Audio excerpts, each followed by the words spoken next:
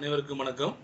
TNPSC relax times YouTube சேனலில் நம்ம இன்றைக்கி பார்க்க போகிறது வந்து 9/12/2023 நடந்த டிஎன்பிசி எக்ஸாமில் கேட்கப்பட்ட மேத்ஸ் கொஸ்டின் மட்டும் நம்ம இன்றைக்கி பார்க்க போகிறோம். சரிங்களா? முதல் கொஸ்டின்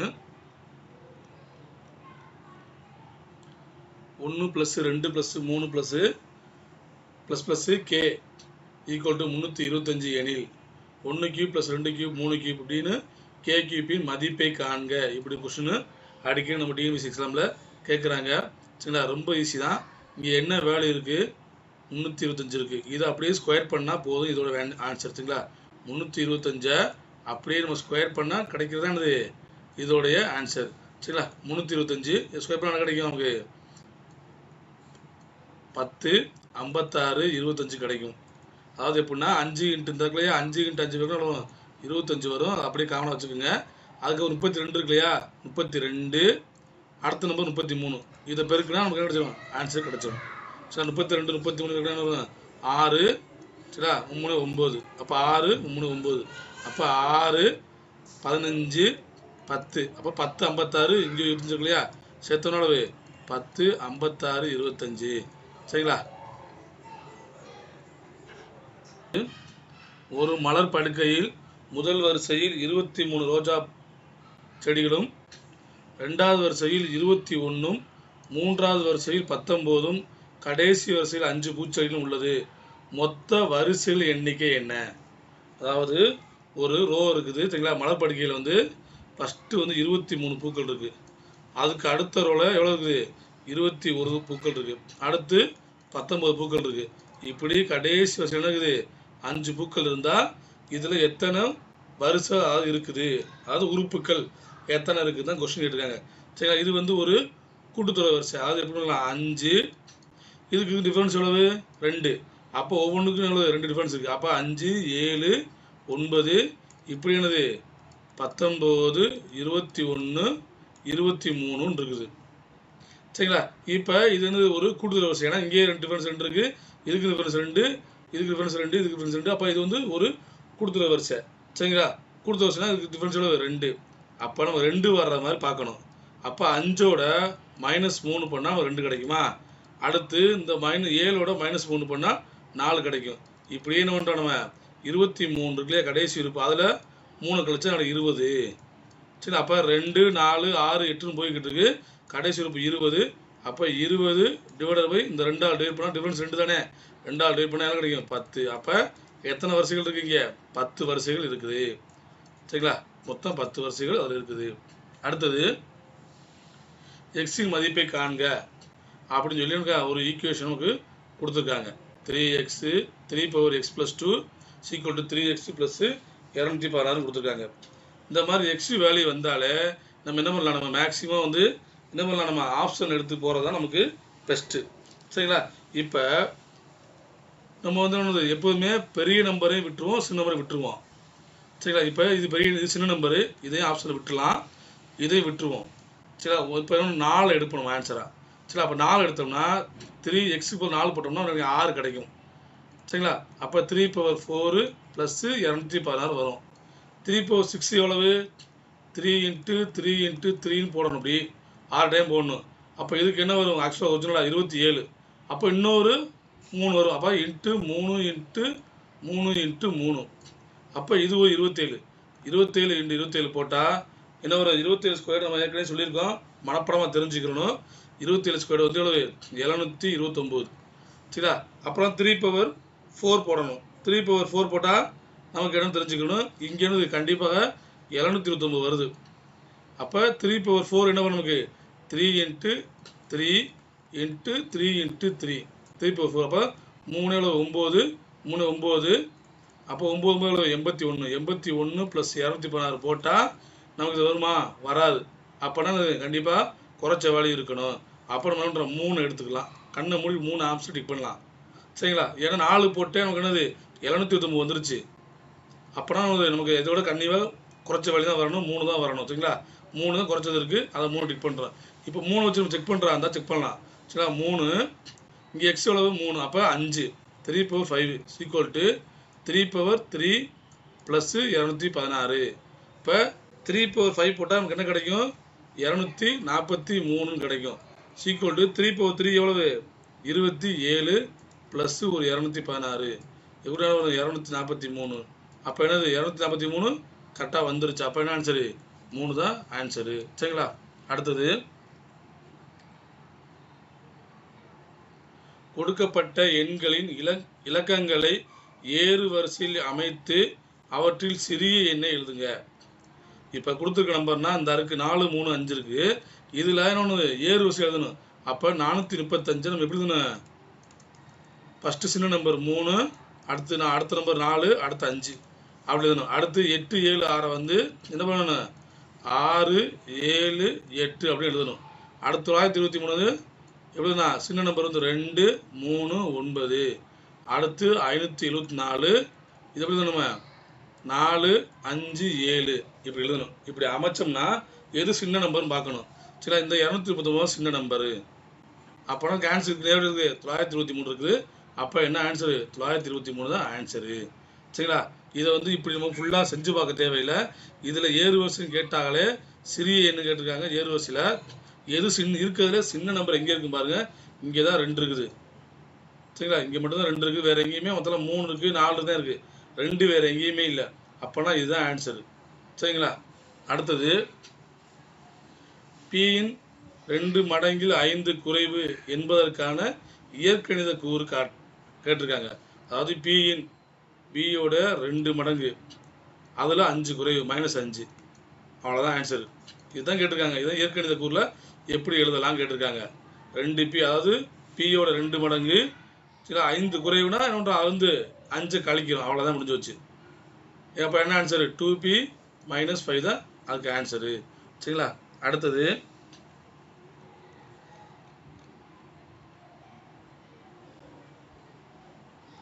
பல்கலைக்கழக மாணவர்களின் கணக்கெடுப்பில் 64 பேர் வந்து கணிதம், 94 பேர் வந்து கணிப்பொறி அறிவியல், 58 பேர் வந்து இயற்பியல் ஆகிய பாடங்களை கற்கின்றனர். அடுத்து 28 பேர் வந்து கணிதமும் இயற்பியலும், 26 பேர் வந்து கணிதமும் கணிப்பொறி அறிவியலும், சரிங்களா? 22 பேர் வந்து கணிப்பொறி அறிவியலும் இயற்பியலும் மற்றும் 14 பேர் வந்து 3 பாடங்களும் கற்கின்றனர் எனில் கணக்கெடுப்பில் கலந்து கொண்ட மாணவர்கள் ஒரு பாடத்தை மட்டும் கற்கின்ற மாணவர்கள் எண்ணிக்கை என்ன அப்படின்னு கேட்டிருக்காங்க. சரிங்களா? இப்படி வந்தாலே நம்ம வந்து கணங்கள் பார்க்கணும். சரிங்களா? அதாவது என்னது இப்படி ரவுண்டு கணங்கள் தான் அது ரவுண்டு கொடுக்குறது. சரிங்களா? இது ஒன்று. அடுத்தது ஏன்னா 3 சேர்ந்தது ஒன்று பார்க்குறோம். சரிங்களா? இது வந்து கணக்கு, இது வந்து கணிப்பொறி அறிவியல், இது வந்து இயற்பியல். இப்போ 64 பேர் கணக்கு. சரிங்களா? அடுத்து 94 பேர் கணிப்பொறி அறிவியல் 94. அடுத்து 28 பேர், அடுத்தது 58 பேர் இயற்பியல் போட்டாச்சு. அடுத்து கணிதமும் இயற்பியலும் அப்போ இங்கே என்ன பண்ணணும் 28 பேர் வந்து கணிதமும் இயற்பியல். ஏன்னா இங்கே என்னது இதுவும் சேர்ந்து வருது, இயற்பியல் இங்கே இருக்குது 28 பேர். அடுத்து 26 பேர் கணிதமும் கணிப்பொறி அறிவியலும். அப்போ இங்கே போடணும் 26 வந்து இங்கே போடணும். ஏன்னா இங்கே கணக்கும் கணிப்பொறியும் சேர்ந்து வருது. அடுத்து 22 பேர் வந்து கணிப்பொறி அறிவியலும் அறிவியலும் இயற்பியலும் கற்கிறாங்க. சரி, 14 பேர் 3 பாடங்கள், இந்த 3 பாடங்கள் சேர்ந்து இதில் வருது. அப்போ 14 அப்படின்னு போட்டோம். அப்படின்னா கணிதமும் கணிப்பொறி அறிவியலும் இயற்பியலும் தனித்தனியாக எவ்வளோ மாணவர் படிக்கிறாங்கன்னு கேட்டிருக்காங்க. சரிங்களா? இப்போ இந்த சர்க்கிளில் பாருங்கள், கணிதத்தில் பாருங்கள்.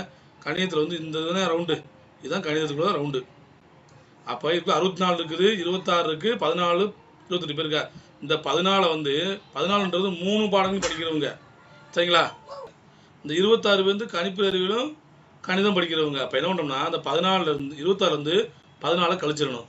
கழிச்சா நமக்கு என்ன கிடைக்கும்? நமக்கு 26 - 14 போட்டோம்னா 26 - 14 போட்டோம்னா நமக்கு என்ன கிடைக்கும்?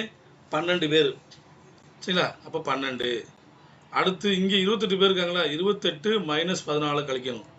அப்போ என்ன 14 பேர். சரிங்களா? அப்போ 12 14 இங்கே 14 இருக்கு இல்லையா, இந்த 14 இதையும் கூட்டிக்கணும். அந்த 14ஐயும் மொத்தம் அவரைச்சு கூட்டிக்கணும். அப்போ எவ்வளோ நமக்கு வரும்? 12 14 எவ்வளவு? 14 28 40 வந்துடும். அப்போ இந்த 40 என்ன ஒன்று இங்கே கழிக்கணும். 40 5 கழிச்சா என்ன கிடைக்க முடியும்? 24 கிடைக்கும். அடுத்து இது 26க்கு கிடைக்கும் 12 வந்துடும். சரிங்களா? ப்ளஸ்ஸு 14 ப்ளஸ்ஸு இங்கே எவ்வளோ இருக்குது 22 இருக்குது. இந்த 22ல் 14 கழிக்கணும். 22ல் 14 கழிச்சா என்ன கிடைக்கும்? 8 கிடைக்கும். அப்போ என்ன கிடைக்குதுல 14 சரிங்களா? 12 ப்ளஸ் 14 ப்ளஸ் 8 சீக்கிரம் எவ்வளோ வரும்? 34 வந்துடும். அப்போ அந்த 34 94 கழிக்கணும். 34 கழிச்சோம்னா எவ்வளோ வரும்? நமக்கு 60 வந்துடுமா? ஓகே. அடுத்து இங்கே தெரியும் 28க்கு ஒரு 14 அடுத்து ஒரு 14 இந்த 22க்கு 8 சரிங்களா? ப்ளஸ் 8 இதை கழிச்சா என்ன கிடைக்கும்? இந்த கூட்டம் 36 கிடைக்கும். இந்த 36 இங்கே கழிக்கிறோம். 36 கழிச்சா நமக்கு கிடைக்கும் 22 கிடைக்கும். அப்போ 24 பேர் கணிதமும் 60 பேர் கணிப்பொறி அறிவியலும் 22 பேர் இயற்பியலும் தனித்தனியாக படிக்கிற மாணவர்கள் சரிங்களா? அப்போ என்ன கிடைக்கும்? இதை கூட்டினா 24 22 46 அப்போ 106 பேர் சரிங்களா? அப்போ 106 பேர் தனித்தனியாக ஒவ்வொரு பாடத்தையும் படிக்கிறவங்க சரிங்களா? அடுத்தது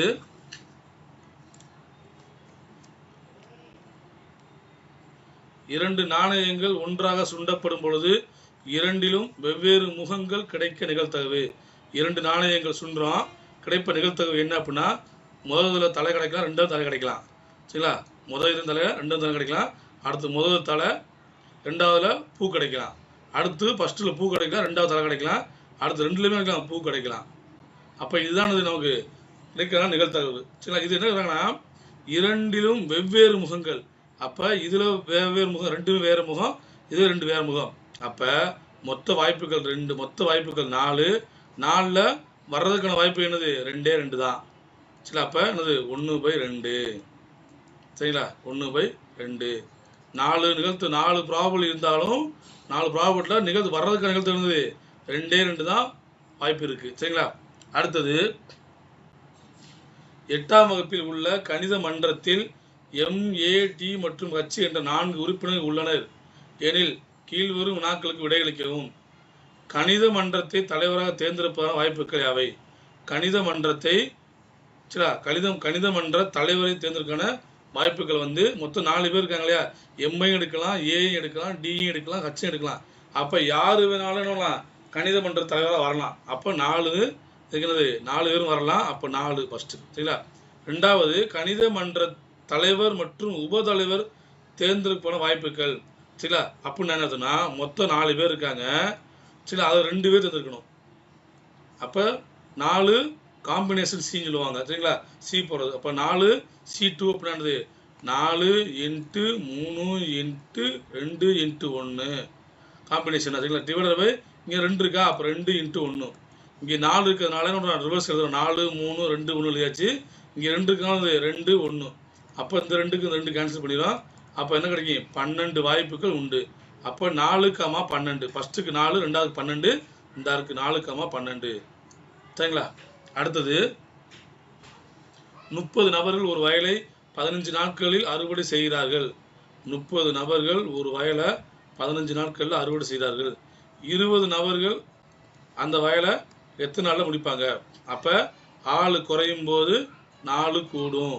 அப்படியே நம்ம பிரிக்க வேண்டியதான். 30 × 15 டிவைடட் பை 20 சரிங்களா? 0க்கு 0 அடிச்சோன்னா 3 × 15 எவ்வளோ? 45. 45/2 அப்போ என்ன கிடைக்கும்? 45 22.5 சரிங்களா? அப்போ என்னது 22 நாளில் அந்த வேலையை முடிப்பாங்க சரிங்களா? அடுத்தது 60 பேர் ஒரு மூட்டை பருத்தியை 7 நாட்களில் சுற்ற முடியும். 60 பேர் ஒரு மூட்டை பருத்தியை 7 நாள் சுற்ற முடியும்னா 42 பேர் சுற்றுறதுக்கு எவ்வளோ நாள் ஆகும்?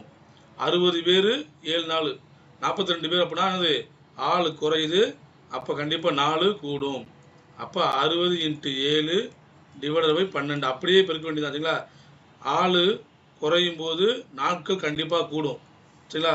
அப்போ அப்படியே பெருக்கி வகுத்துற வேண்டியதான். 60 × 7 டிவைட் பை 42 1 7 7 6 7 42 எவ்வளோ? 10 10 அப்போ 10 நாட்கள் சரிங்களா? என்னன்னு சரி 10 நாட்கள். அடுத்தது X, Y மற்றும் Z ஆகியோர் ஒரு வேலை முறையை 4 6 10 நாட்களில் முடிப்பார்கள். X, Y மற்றும் Z ஆகிய மூவரும் ஒன்று சேர்ந்து அந்த வேலையை முடித்தால் அதற்காக அவர்களுக்கு 3100 வழங்கப்படும் எனில் தனித்தனியே பெரும் பங்கை காண்க. சரிங்களா? இப்படி வந்தாலே நம்ம எல்சிஎம் கண்டுபிடிக்கணும் ஃபஸ்ட்டு. சரிங்களா? அப்போ 4, 6, 10 இதுக்கு எல்சிஎம் என்ன கிடைக்கும்? நமக்கு 60ன்னு வரும். சரிங்களா? அதாவது 4, 6, 10 எடுத்தோம்னா இதுக்கு வந்து எல்சிஎம் வந்து 60 வரும். சரிங்களா? அப்போ 60ன்னு போட்டுக்கிறோம். சரிங்களா? இப்போ 4 டிவைட் பண்ணுறோம். 15 டைம் 15, இதை வந்து 10 6 வந்து 60 டிவைட் பண்ணுறோம். இது 10, இது வந்து 6. அப்போனா 15, 10, 6 பங்கு. அப்போனா 3100 வந்து இவர் 15 பங்கு இவர் வாங்கிடுவார், 10 பங்கு இவர் வாங்குவார், 6 பங்கு இவர் வாங்குவாங்க. அப்போ மொத்த பங்கு எவ்வளோ வந்துடுது? 15, 6, 21, 10, 31 பங்கு. 31 பங்கு. அப்போ மொத்தம் அமௌண்ட் எவ்வளவு? 3300 31 பங்கால் டிவைட் பண்ணுறோம். அப்போ ஒரு பங்கு எவ்வளவு? 100. சரிங்களா? இது வந்து 1, இது அப்படியே 100 போட்டுக்கிறோம். அப்போ ஒரு பங்குன்ற எவ்வளவு? 100. இப்போ இவர் 15 பங்கு வாங்குறாருன்னா எவ்வளவு? 1500. இவர் 10 பங்கு வாங்குறாருன்னா எவ்வளவு? 1000. இவர் வந்து 6 பங்கு வாங்குறாரு, அப்போ 600. சரிங்களா? ஏ வந்து எக்ஸ் வந்து 1500, ஒய் வந்து 1000, இசட் வந்து 600. அந்த ஈக்குவேஷன் எங்கே இருக்குது? இங்கே மட்டும்தான் இருக்குது. ஆனால் எல்லாமே இருக்குது, ஆனால் மாறி மாறி இருக்குது. சில கேர்ஃபுல்லாக பார்த்து நம்ம டிக் பண்ணணும். எக்ஸ் ஒய் செட்டு தான் கேட்டிருக்காங்க, எக்ஸ் ஒய் செட்டு தான் நம்ம போட்டிருக்கோம், ரேஷியோ போட்டிருக்கோம். சரிங்களா? அதை பார்த்து நம்ம ஆன்சர் டிக் பண்ணணும். அடுத்தது, ஒரு உருளையின் கன அளவு 448 பை கன சென்டிமீட்டர். சரிங்களா? அதன் உயரம் வந்து 7 சென்டிமீட்டர் எனில் உருளையின் வளைவரப்பு கேட்டிருக்காங்க. சரிங்களா? ஃபஸ்ட்டு உருளையின் கன அளவு ஃபார்முலா என்ன? Pi r squared h. Pi r squared h. அதானது 448 பை. இந்த பைக்கும் பையும் கேன்சல் பண்ணிடும். சில ஆர் ஸ்கொயர்டு ஹைட்டு கொடுத்துருக்காங்க, உயரம் கொடுத்துருக்காங்க, இன்ட்டு 7 சிக்கோடு எவ்வளவு? 448. இதனோட 7 நம்ம டேர் பண்ணுறோம். 6 7 42, மீதி 28, 4 7 28. அப்போ ஆர் ஸ்கொயர் சிக்கோடு எவ்வளவு? 64. ஆர் சிக்கோடு எவ்வளவு? 8. சரிங்களா? இப்போ நமக்கு என்ன கேட்டிருக்காங்க? உருளையின் வளைவரப்பு கேட்டிருக்காங்க. வளைவரப்பு ஃபார்முலா என்னது? 2 pi R H. 2 pi R H. அப்போ 2 அப்படியே போட்டுரும். இன்ட்டு பை போடணும்னு பார்த்தா பை போட தேவையில்லை, ஏன்னா இங்கே ஆப்ஷனில் எல்லாமே பை இருக்குது. சரி, அப்போ பையன் அப்படியே எழுதிக்கணும் நம்ம. ஆர் எவ்வளவு? 8, ஹைட் எவ்வளவு? 7. அவ்வளோதான். 2 இன்ட்டு பை இன்ட்டு எண்ணெயில் 56, 56 இன்ட்டு 2 எவ்வளவு? 112 பை. சரி, அப்போ என்ன ஆன்சரு? 112 பை தான் நமக்கு ஆன்சரு. அடுத்தது, உயரம் 2 மீட்டர் மற்றும் அடிப்பரப்பு 250 சதுர மீட்டர் கொண்ட ஒரு உருளையின் கன அளவை காண்க. சரிங்களா? உருளையின் கன அளவு ஃபார்முலா என்னது? Pi r squared h. இதானது உருளையின் கன அளவுக்குள்ள ஃபார்முலா. சரிங்களா? இப்போ அடிப்பரப்பு உயரம் கேட்குறாங்க, உயரம் கொடுத்துருக்காங்க, உருளையின் கன அளவு கேட்டிருக்காங்க. அடிப்பரப்புங்கிறது என்னன்னா பை ஆர் ஸ்கொயர் தான் அடிப்பரப்பு. பை ஆர் ஸ்கொயர் தான் அது அடிப்பரப்பு, உயரம்ன்றது ஹச். அப்போ 250 இன்ட்டு ஹச். ஹச்ன்றது எவ்வளவு? 2. அப்போ எவ்வளவு? 500. 500 மீட்டர் கியூப். 500 metre cube. சரிங்களா? அடுத்தது, ஒரு மரத்தின் தற்போதைய உயரம் 847 சென்டிமீட்டர். தற்போதைய உயரம் வந்து 850 சென்டிமீட்டர். அது ஆண்டுக்கு 10% வளர்கிறது எனில் 2 ஆண்டுகளுக்கு முன்பு அதன் உயரம் என்னவா இருக்கும்? அது இப்போ வந்து அதன் உயரம் வந்து 847 சென்டிமீட்டர். 2 ஆண்டுக்கு முன்னாடி என்னவா இருக்கு கேட்குறாங்க. நமக்கு ஒரு இந்த மாதிரி பெர்சன்டேஜ் கொடுத்தாலே நமக்கு என்ன தெரியும்? நமக்கு வந்து ஒரு சர்க்கிள் ஃபார்முலா தெரியும். அது என்ன formula? A plus B plus AB by 100ன்னு ஒரு ஃபார்முலா நமக்கு தெரியும். சரிங்களா? அப்போ 10 + 10 எவ்வளவு? 20. சரிங்களா? அது 10 × 10 100 டிவைடட் பை 100. இப்போ 1 21%. அப்போ 2 ஆண்டுக்கு எனது அடுத்து வந்து 21% கூடும்.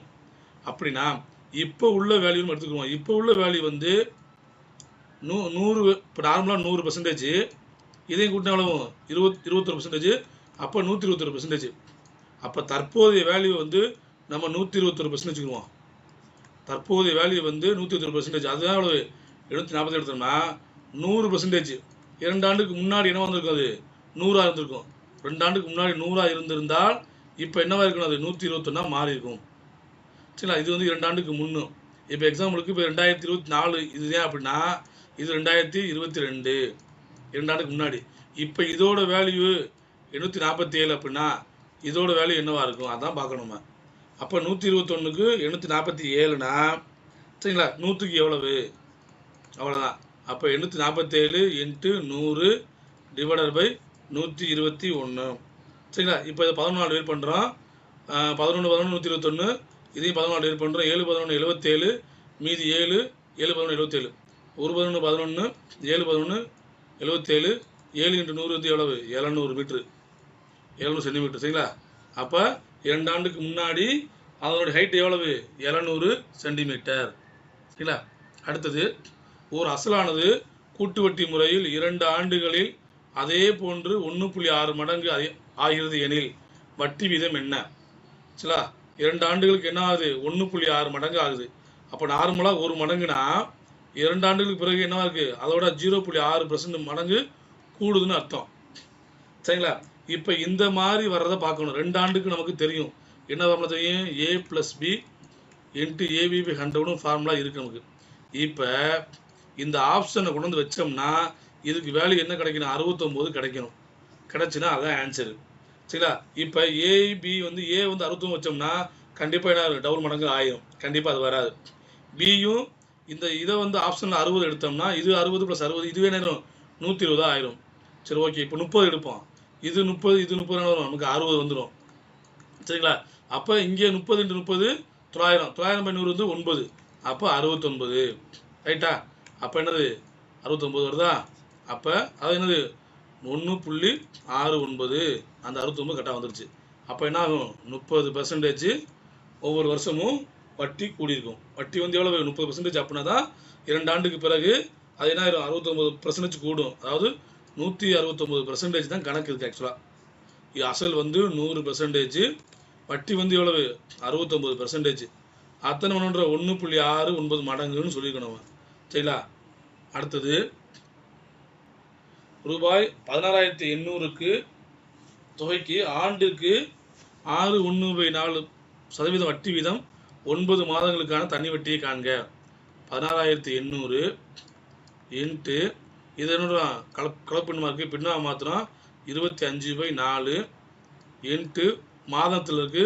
அப்போ 9/12 போட்டுக்கிறோம். சரிங்களா, இப்போ பெர்சன்டேஜ் தானே இங்கே இருக்குது ஃபஸ்ட்டு. அப்போ பெர்சன்டேஜுக்கு 2 சைவர் நம்ம அடிச்சிடும். சரிங்களா, அடுத்து என்ன பண்ணுறோம், இதை வந்து அடிக்கிறோம் 1 12 12, இதை அடிக்கிறோம் 1 12 12, மீதி 4 இருக்குது 48, 4 12 48, இதை 2 அடிக்கிறோம் 2, இது வந்து 7. அப்போ 7 × 25 × 9 டிவைடட் பை 2. சரிங்களா, அப்போ 7 × 25 எவ்வளவு, 175 வரும். Into 9 divided by 2. இந்த 175 9 போட்டால் எவ்வளோ வரும், 1575 டிவைடட் பை 2. இதை வகுத்தா என்ன வரும் நமக்கு, 787.50, 787.50. இது நமக்கு ஆன்சரு. சரிங்களா, அடுத்தது எத்தனை ஆண்டுகளில் 5,600 ஆண்டுக்கு 6% தனி வட்டி விகிதத்தில் 6,720 உயரும்? சரிங்களா, எத்தனை ஆண்டு தனி வட்டி தான் கேட்டிருக்காங்க, தனி வட்டி விகிதத்தில். அப்போ முதல்ல அமௌண்ட் எவ்வளவு, 5,600 இன்ட்டு 6%. சரிங்களா, பர்சன்டேஜ் 2 சதவீதம் அடிச்சிடணும். இன்ட்டு எத்தனை ஆண்டு தெரியுமா, நமக்கு தெரியாது. சீக்வல்ட்டு இப்போ இங்கே எவ்வளவு, இது வந்து 6,720 மாறுது. 5,600 எவ்வளோ மாறுது, 6,720 மாறுது. அப்போ பேரண்ட்ஸ் சொல்லுறது வட்டி தானே. சரிங்களா, அப்போ இதுக்குள்ளே வட்டி தொகை எவ்வளவு, 5,600 6,720னா 1,120 ரூபா. வட்டி தொகை எவ்வளவு, 1,120. அப்போ 1,120 அவ்வளோதான். சரிங்களா, அப்போ x = 1,120 டிவைடட் பை 56 × 6. 1 56 56, 2 56 112 20. இது 3 2 டிவைட் பண்ணுறோம் 3, இது 10. அப்போ என்னது 10/3. அப்போ என்னது 3 1/3 வருஷம். சரிங்களா, 3 1/3 ஆண்டுகள். சரிங்களா, அடுத்தது 280 நபர்கள் ஒரு விமானத்தில் 2 முறை பயணம் செய்கின்றனர். 2 முறை பயணம் செய்கின்றனர் அப்படின்னா 1,400 பேர் அந்த விமானத்தில் எத்தனை முறை பயணம் செய்யலாம் அப்படின்னா. சரி, அந்த 280 1,400 எத்தனை மடங்கு, 5 மடங்கு. 250 இன்ட்டு போட 5 போட்டோம்னா எவ்வளோ இருக்கும்? 1400 கிடைக்கும். சரி, அப்போ இங்கே என்ன பண்ணுறோம்? 5 போடுறோம். அப்போ 10 முறை நம்ம பயணம் செய்யலாம். அதாவது 280 பேர் வந்து 2 முறை பயணம் செய்கிறாங்கன்னா 1400 பேர் எத்தனை முறைகள்? அப்போ 1400 இன்ட்டு 2 டிவைட் பை 280. இது எப்படின்னா அது 5 வரும். அப்போ அது 10. ஓகேங்களா? அடுத்தது, ஒரு விவசாயியிடம் 144 வாத்துகளுக்கு 28 நாட்களுக்கு தேவையான உணவு உள்ளது. 144 வாத்துகளுக்கு 28 நாட்களுக்கு தேவையான உணவு உள்ளது. இது என்னன்றாரு? 32 வாத்துகளை விற்று விட்டார். அப்போ 32 வாத்துகள் வித்துட்டாருன்னா நமக்கு எத்தனை வாத்து இருக்கும்? 112 வாத்து தான் இருக்கும். சரி, எனில் அவரிடம் உள்ள உணவு மீதமுள்ள எத்தனை நாட்களுக்கு போதுமானதாக இருக்கும்? அவ்வளோதான் கொஸ்டின். அப்போ 112 வாத்துகளுக்கு எத்தனை நாள் வரும்? 144 வாத்துகளுக்கு 28 நாள் உணவு வரும் அப்படின்னா 112 வாத்துகளுக்கு எத்தனை நாள் உணவு வரும்? அப்போ வாத்துக்கள் குறையுது. அப்போ என்ன ஆகும்? உணவு அதிகமாக இருக்கும். உணவு நாட்கள் கூட போகும். அப்போ என்ன பண்ணுறோம்? அப்படியே நம்ம பெருக்கி போட்டுறோம். 144 இன்ட்டு 28 டிவைடட் பை 112. சரிங்களா? இது என்னோட நம்ம 28னா 1 28 28 4 28 112. சரிங்களா? இப்போ இதை அடிச்சோம்னா 1 4 4 3 12 6 24. அப்போ 36 நாட்கள். 36 நாட்களுக்கு தேவையான உணவு அங்கே இருக்கும். சரிங்களா? அடுத்தது அதாவது LCM of x⁻3 + 1 x² - 1 x + 1 whole squared அப்படின்னு கேட்டிருக்காங்க. எல்சிஎம் கேட்டிருக்காங்க. சரிங்களா? First X plus 1. சரிங்களா? இதை 1 வந்து நம்ம 1 கீப் எழுதலாம்ல. சரிங்களா? அப்போ இது எப்படி இருக்குது? x³ + y³. அப்போ என்ன வரும் நமக்கு? எக்ஸு ப்ளஸ் 1 எக்ஸு மைனஸ், சரிங்களா, எக்ஸு x² - x + 1. அதாவது x³ + y³ அப்படின்னு போட்டோம்னா என்ன கிடைக்கும் அப்படின்னா x + y into x² - xy + y² வரும். சரிங்களா? இந்த ஃபார்முலா தான் இது யூஸ் பண்ணுறோம் இங்கே. அப்போ அதுபடி பார்த்தோம்னா எக்ஸ் ஒய்க்கு பதிலாக 1 போடுறோம். என்னது கிடைக்குது? x + 1 x² - x + 1 வந்துருச்சு. சரிங்களா? அடுத்தது இங்கே என்ன இருக்குது? அடுத்தது x² - 1 இருக்குது. x² - 1 -1 வந்து 1 வந்து 1² போடலாம். அப்போ என்ன x + 1 x - 1 அப்படின்னு விரிச்சிருக்கலாம். அடுத்தது x + 1 ஹோல் ஸ்கொயர்டை என்ன பண்ணணுமா? x + 1 இன்ட்டு x + 1 போடலாம். ஏன்னா 2 மடங்கு தானே, அதை 2 பிரித்து போட்டிருக்கோம். இப்போ வந்து உங்களுக்கு என்ன கேட்டிருக்காங்க? எல்சிஎம் கேட்டிருக்காங்க. சரிங்களா? இங்கே x + 1 இருக்குது, இங்கே x + 1 இருக்குது, இங்கே x + 1 இருக்குது. அப்போ அதை 3ஐயும் அடிச்சிடும். அடிச்சுட்டு x + 1 போட்டுறோம் ஃபஸ்ட்டு. சரிங்களா? அடுத்து இங்கே எதுலையுமே காமனாக இல்லை. அப்போ என்ன பண்ணுறான்? இதை ஃபஸ்ட்டு எழுதுகிறோம். x + 1. அடுத்து இங்கே இது இருக்குது, அது எழுதுகிறோம் x - 1. அடுத்து இங்கே இது மீதி இருக்குது. அப்போ என்ன வருது? x² - x + 1 அப்படின்னு வருது. இந்த மாதிரி ஆப்ஷன் ஐயா இருக்குது அதில். இங்கே பார்த்தோம்னா அந்த மாதிரி ஆப்ஷனு இல்லை. அப்போ ஏதோ மாடிஃபை பண்ணிக்க அர்த்தம் நம்ம. சரிங்களா? அப்போ இதை 2ஐயும் பார்ப்போம். இதை 2ஐயும் இன்னொன்று அப்படி தான் பண்ணலாம். இதை 2ஐயும் x + 1 ஹோல் ஸ்கொயர்னு போடலாமா? அடுத்து x - 1 அப்படி வச்சுக்கலாமா? x² - x + 1. இந்த மாதிரி ஈக்குவேஷன் எங்கே இருக்குது அப்படின்னா இந்த இருக்குது. சரிங்களா? இப்படியும் நம்ம இதை எழுதலாம். சரிங்களா? நம்ம ஆன்சர் எப்படி இருக்குன்னு பார்த்து அதுக்கேற்ற மாதிரி நம்ம சேர்த்து போடணும். சரிங்களா? அப்போ இதுக்கு ஆன்சர் வந்து டி தான் ஆன்சர். அடுத்தது, இரு எண்களின் HCF வந்து 8 எனில், சரிங்களா, பின்வரும் எண்களில் எது அவ்விரு எண்களின் எல்சியமாக இருக்க முடியாது? 2 எண்ணு அதனுடைய HCF வந்து 8 அப்படின்னா கீழே கொடுத்துருக்கிறதுல எது அதனுடைய எல்சிஎம் வர முடியாதுன்னு கேட்டிருக்காங்க. எல்சிஎம்ங்கிறது கண்டிப்பாக என்னென்னா HCFோட மடங்காக தான் இருக்க முடியும். எல்சிஎம் வந்து என்னவா இருக்கணும்? HCFோட கண்டிப்பாக மடங்காக தான் இருக்கும். மடங்காக தான் இருக்க முடியும். அப்போ 8இன் மடங்காக தான் இருக்குது எல்சிஎம் இருக்க முடியும். அப்போ 8ஆல் கண்டிப்பாக டிவைடர் ஆகணும். 24 8ஆல் டிவைட் ஆகுமா? கண்டிப்பாக ஆகும். 48 ஆகும், 56 ஆகும். ஆனால் என்னது 60 மட்டும் டிவைட் ஆகாது. அப்போ கண்டிப்பாக இது 60 இருக்க முடியாது.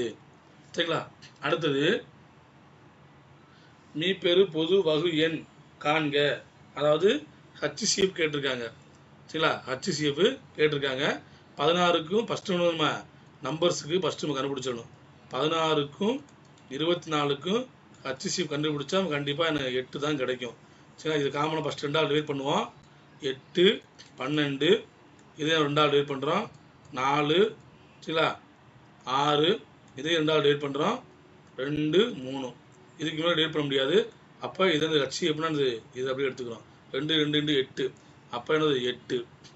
அடுத்து லெட்டர்ஸ் இருக்கு இல்லையா? லெட்டர்ஸில் காமனாக உள்ளதை ஃபஸ்ட்டு பார்க்கணும். இங்கேயும் எக்ஸ் இருக்குது, இங்கேயும் எக்ஸ் இருக்குது. அப்போ எக்ஸ் வரும். இப்போ எக்ஸு கியூப் போடுறதா வெறும் எக்ஸ் போடுறதா? HCF கேட்டால் சின்ன வேல்யூ ஏதோ அதை போடணும். சரிங்களா? அப்போ எக்ஸ் கியூப்பு எக்ஸ் இருக்குது. அப்போ எக்ஸ் தான் சின்ன வேல்யூ, எக்ஸ் போட்டோம். அடுத்து இங்கேயும் ஒய் இருக்குது, இங்கேயும் ஒய் இருக்குது. அப்போ நம்ம ஒய் போடுறோம். ஒய் போட்டு எது சின்ன வேல்யூன்னு பார்க்குறோம். ஒய் ஸ்கொயர் தான் சின்ன வேல்யூ, ஒய் ஸ்கொயரும் போட்டுறோம். அடுத்து இங்கே இசட் இருக்குது, ஆனால் இங்கே இசட் இல்லை. அப்போ விட்டுற வேண்டியதான். சரிங்களா? அப்போ என்ன ஆன்சரு? 8x Y squared. இதுதான் அதுக்கு ஆன்சரு. சரிங்களா? அடுத்து 396 504 636 HCF கேட்டிருக்காங்க. சரிங்களா? HCF கேட்டதுனால ஃபஸ்ட்டு பெரிய நம்பர் எழுதணும் 636. அடுத்து பெரிய நம்பர் எது? 504. இது ரெண்டையும் கழிக்கிறோம். 504 இது கழிச்சா என்ன கிடைக்கும்? 636 504 132. சரிங்களா? அடுத்து 504 தான் அடுத்த பெரிய நம்பர். 504 மைனஸ் அடுத்து சின்ன நம்பர் எவ்வளவு? 396. அப்போ இது என்ன கழிச்சா கிடைக்கும் நமக்கு? 596 304 104 108. சரிங்களா? இப்போ இந்த ரெண்டையுமே வகுக்கூடிய நம்பர் தான் இது இதனுடைய HCF. சரிங்களா? இப்போ 1ஆல் கண்டிப்பாக எல்லாமே டிவைட் ஆகும். அப்போ அதை காமனாக விட்டுடலாம். அடுத்து 6ஆல் டிவைட் ஆகும் பார்த்தா இது கண்டிப்பாக இது 6ஆலும் டிவைட் ஆகும். 2 நம்பருமே 6ஆல் டிவைட் ஆகும். அடுத்து 12 பார்க்குறோம். 12மே என்னது? 1 12 12 மீது 1 கண்டிப்பாக இதுவும் 12ஆல் டிவைட் ஆகும். 24 டிவைட் ஆகும் பார்த்தா இது ஆகாது. 108 வந்து 28ஆல் 108னா 24 × 4 போட்டால் அளவு இது ஒரு 80, அது ஒரு 16 96 தான் வரும். 108 ப்ளஸ் 24 போட்டால் வராது. அப்போ 108 கண்டிப்பாக வகுப்படாது. இப்போ இந்த ரெண்டுமே 6 12 வகுப்படும். இப்போ இதில் நம்ம எதை எழுதுறது அப்படின்னா HCF கேட்டால் இந்த 2 வேல்யூவில் எது பெரிய வேல்யூவோ அதை எழுதுனா போதும். 2ல் பெரிய வேல்யூ எதுவோ அதை எழுதுனா போதும். அப்போ என்ன ஆன்சரு? 12 தான் ஆன்சரு. சரிங்களா? இங்கே 6 டிவைட் ஆகும், 12ஆலையும் நம்ம டிவைட் ஆகும். சரிங்களா? அப்போ ஆப்ஷன் 2மே இருக்குது. 6ம் இருக்குது, 12ம் இருக்குது. இந்த மாதிரி சமயத்தில் நம்ம எதை எழுதணும் அப்படின்னா இதில் எது பெரிய நம்பரோ அதை தான் எழுதணும். சரிங்களா? அடுத்தது ஒரு துணி சலவை செய்யப்படும் போது 0.5% சுருங்குகிறது எனில் இதை பின்னத்தில் குறிப்பிடுக. அதாவது 0.5% குறைதான். இதை வந்து நம்ம பெர்சன்டேஜில் இதை பின்னமாக எழுதுன்னு சொல்கிறாங்க. அப்போ பெர்சன்டேஜ்னா என்னது? பை 100 போடணும். சரிங்களா? அப்போ என்ன வரும்?